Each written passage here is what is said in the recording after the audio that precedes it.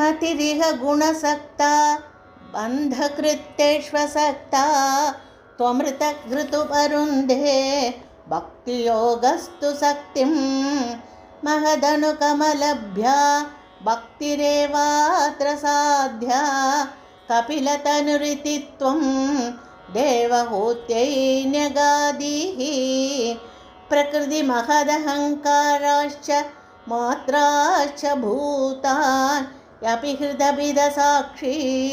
पुरुषः पञ्चविंशः इति विदितविभागो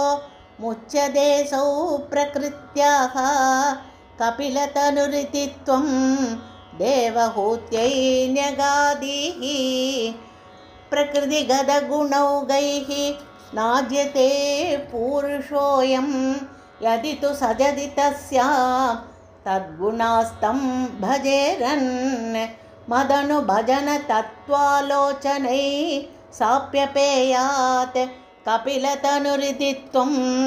देवहूत्यै न्यगादीः विमलमतिरुपात्तैः आसनाद्यैर्मदङ्गं गरुडसमधिरूढं दिव्यभूषायुधाङ्कं रुचितुलिततमालं शीलये तानुवेलं कपिलतनुरिति त्वं देवहूत्यै न्यगादीः मम गुणगणलीलाकर्णनै कीर्तनाद्यैः मयि सुरसरिदोघ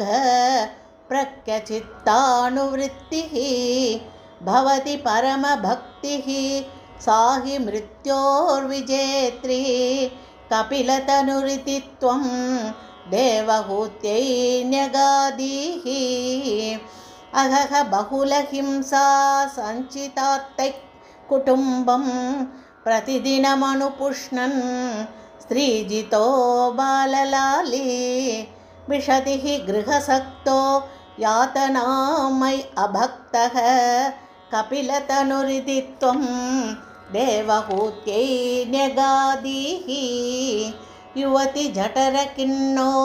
जातबोधोऽप्यकाण्डे प्रसवगलितबोधः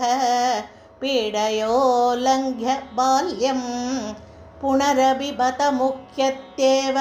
तारुण्यकाले कपिलतनुरिति त्वं देवहूत्यै न्यगादीः पितृसुरगणयाजी धार्मिको यो गृहस्थः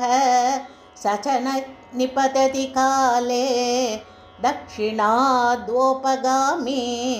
मयि निहितमकामं कर्मदूदपदार्थं कपिलतनुरिति त्वं देवहूत्यै न्यगादीः इति सुविदितवेद्या हे देवहूतिं कृतनुतिमनुगृह्य त्वं गतो योगिसङ्घैः विमलमतिरदासो भक्तियोगेन मुक्ता त्वमपि जनहितार्थं वर्तसे प्रागुदीच्यां परम किमु बहुक्त्या त्वत्पदाम्भोजभक्तिं सकलभयविनेत्रीं सर्वकामोपनेत्रीं वदसि खलु दृढं त्वं तद्विधूयामयान्मे गुरुपवनपुरेश त्वय्युपाधस्त्वभक्तिं सर्वत्र गोविन्दनामसङ्कीर्तनं